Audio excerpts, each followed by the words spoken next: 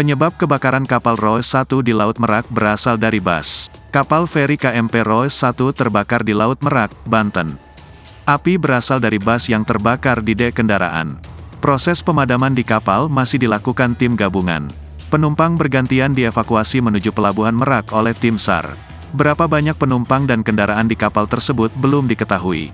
Tim SAR berfokus mengevakuasi penumpang dari kapal yang terbakar. Pengamatan dari video amatir dan foto yang tersebar.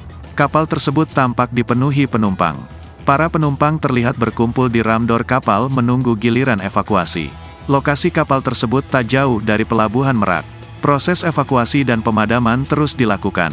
Kapal-kapal lain yang melintas di jalur penyeberangan Merak Bakauheni terlibat membantu kapal tersebut.